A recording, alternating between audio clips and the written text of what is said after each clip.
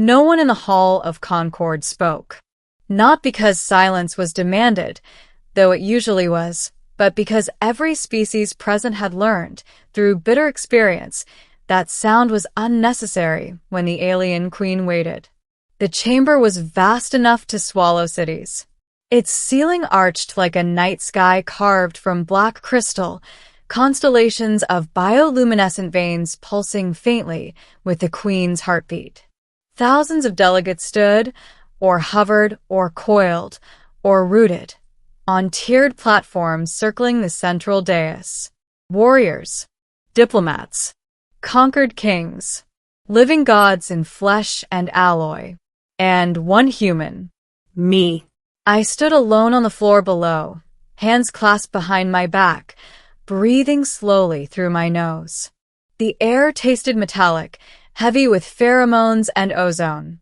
Every instinct screamed that I did not belong here, that I should kneel, prostrate myself, beg. The alien queen did none of the things I'd been warned about. She did not roar. She did not bare her fangs, unfold her wings, or let her psychic pressure crush my thoughts into static. She simply sat upon her throne of living stone and waited. That was worse.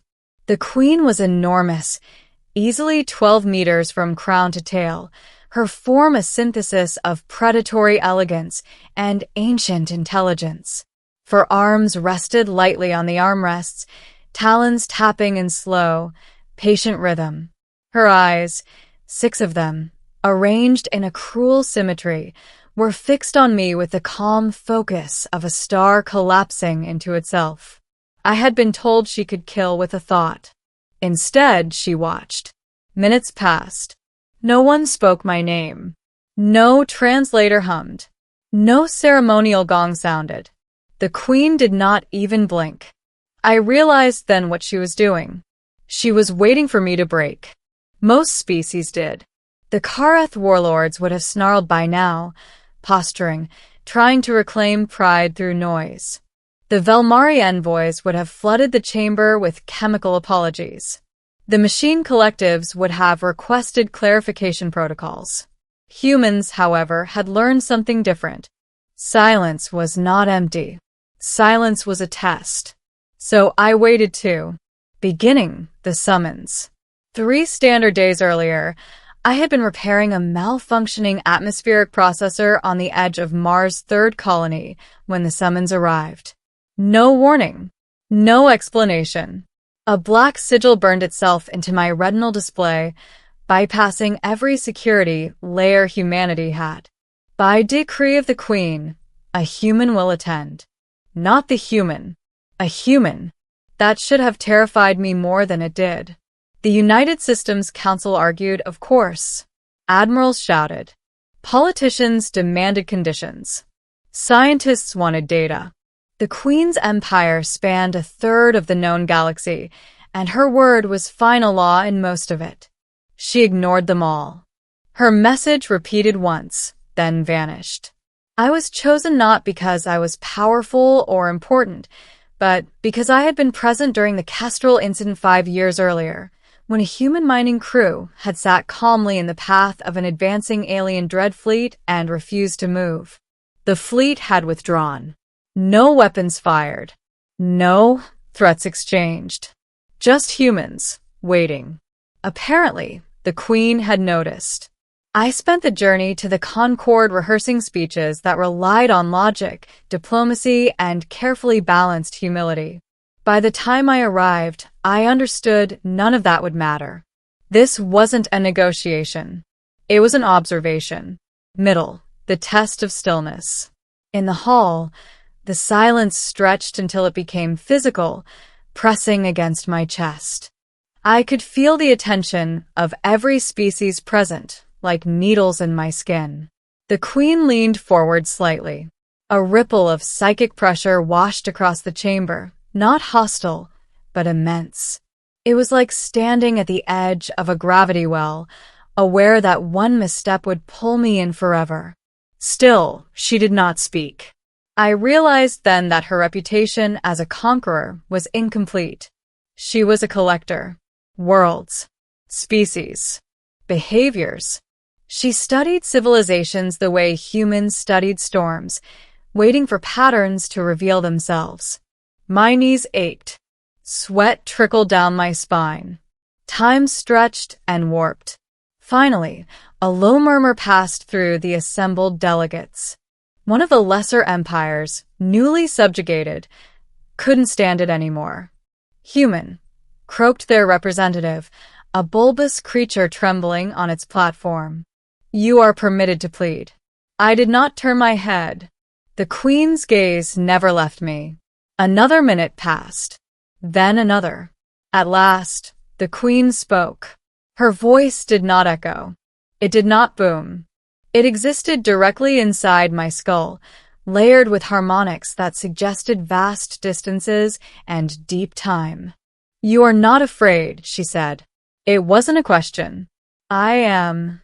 I replied aloud, my voice steady despite myself. I'm just not moving. A ripple went through the chamber. Several delegates recoiled. Fear was expected. Immobility was not. One of the Queen's talons lifted, hovering inches above the armrest. Why? I thought carefully before answering. Not because I feared punishment, but because this was the real test. Because, I said, threats only work if you believe the other side is in a hurry. The Queen's eyes narrowed, just slightly. You believe I am not? I believe, I said, choosing honesty over strategy, that you've already won most battles you fight. So, this one must be about something else. Silence returned. The Queen leaned back, studying me as one might study a curious tool whose purpose was not immediately clear. Your species is weak, she said at last. Short-lived. Fractured. You lack natural weapons. Your technology is adequate. I nodded. All true. Yet you wait. Yes. Others beg. I know. The Queen's talons tapped once. The sound echoed like a tectonic shift. Explain the difference. I exhaled slowly. Most species measure power by what they can force to happen. Humans learned, sometimes the hard way, that the universe doesn't care what you want. It only reacts to what you endure. A murmur swept the chamber again, louder this time. The Queen was silent for a long moment. Then she stood. Her full height cast a shadow that swallowed me completely. Psychic pressure surged, enough to make stars spin behind my eyes. I felt her attention focus until there was nothing else in existence. Still, I did not move. She could have ended me in an instant. She did not. You believe endurance is strength, she said. I believe, I replied, my voice quiet now. It's the kind of strength that scares conquerors. Something like amusement flickered through her mind. The revelation the Queen descended from her throne, each step deliberate. The floor beneath her shifted, living stone reshaping itself to support her weight. She stopped an arm's length from me, close enough that I could see the ancient scars along her carapace, close enough to smell ozone and alien rain. I have destroyed empires for less defiance than this, she said. I know, I answered. That's why you didn't need to threaten me. Her eyes locked onto mine. Then why did you come? The truth rose easily to my lips. Because you asked, I said. And because waiting only matters if someone shows up. For the first time, the Queen laughed. It was a quiet sound, more vibration than noise, but it rolled through the chamber like distant thunder. Several delegates collapsed where they stood, overwhelmed. You are not here to plead, she said. No, I agreed. Nor to challenge. No, then you are here to what? To remind you, I said, that humans don't always win by fighting. Sometimes we win by outlasting the moment you expect us to fail. The Queen returned to her throne, moving with unhurried grace. She sat. And then, astonishingly, she waited again. This time, however, the silence felt different. It was no longer a weapon. It was an invitation. Ending the choice at length, the Queen spoke to the entire assembly. "Observe," she commanded. "This is humanity." Her gaze swept across the gathered empires. They do not rush to speak. They do not posture when faced with extinction. They endure. She turned back to me. "I have watched your species since before you left your cradle world. I have waited for you to beg, to rage, to fracture."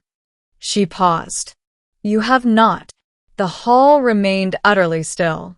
"Therefore," the Queen continued, "humanity will not be conquered." Gasps, shrieks, and psychic flares erupted across the chamber. "Nor will they rule," she added calmly. "They will stand where they always have, between patience and inevitability." Her eyes softened, just a fraction. "You may go, human." I bowed, not deeply, not submissively, but respectfully. As I turned to leave, she spoke one final time, meant only for me. "Tell your people this," she said. "There are powers in the universe that strike first, and those that wait. You are the only species I know that understands the danger of both." I nodded. "I'll tell them," I said. As I walked out of the Hall of Concord, I felt something settle into place across the galaxy. Not fear. Not awe. Respect. And somewhere behind me, the alien Queen waited, no longer to test humanity, but to see what we would endure next. I did not look back as the doors of the Hall of Concord sealed behind me. Not because I feared what I might see, but because humans had learned something long ago. When you walk away from power without flinching, you don't turn around to check if it's still watching. The corridor beyond the hall was silent, smooth, and impossibly long. My footsteps echoed in a rhythm that felt suddenly human again. My breathing slowed. My hands, which had remained steady before the Queen herself, now began to tremble. Only now. Only when it was over. An escort of neutral constructs guided me toward the departure chamber. None spoke. None needed to. The message had already spread through the Concord faster than light. Humanity was no longer prey. When my transport disengaged from the station and slipped into folded space, I finally allowed myself to sit back. My reflection stared at me from the viewport, older than when I'd arrived, though only hours had passed. Waiting always costs something. Ripples across the galaxy. The effects were not immediate. That was the first thing humanity noticed. No triumphant announcement. No formal treaty. No declaration of alliance. The Queen did not broadcast her decision. She did not need to. Instead, small things changed. Border incursions stopped suddenly, inexplicably. Pirate fleets altered course when human convoys appeared on long-range sensors. Expansionist empires delayed votes, postponed campaigns, waited for data that never came. They were afraid to move too quickly. Because the Queen had not crushed humanity. She had paused. And in a galaxy ruled by momentum, a pause was terrifying. Human diplomats found doors opening without requests. Scientists received alien data caches labeled simply, observational exchange. Even ancient machine intelligences began running new predictive models, ones that included variables for human patience. Most failed. The Queen's private chamber. Far from human space, the alien Queen waited still. But not as she had before. She reviewed projections of humanity's future, not conquest paths or extinction curves, but something more elusive. Probability fields warped around human decision-making in ways her empire's algorithms could not fully map. Too many unknowns. Too much willingness to absorb loss without surrender. Her advisors urged action. They grow, warned one. They adapt, warned another. "They will challenge you," said a third. The Queen silenced them with a gesture. "No," she replied. "They will endure.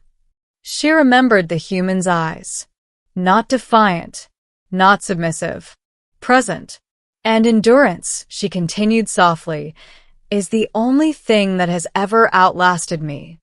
For the first time in millennia, the Queen did not issue an order. She waited. Humanity's choice. Back on Earth, the debates were fierce.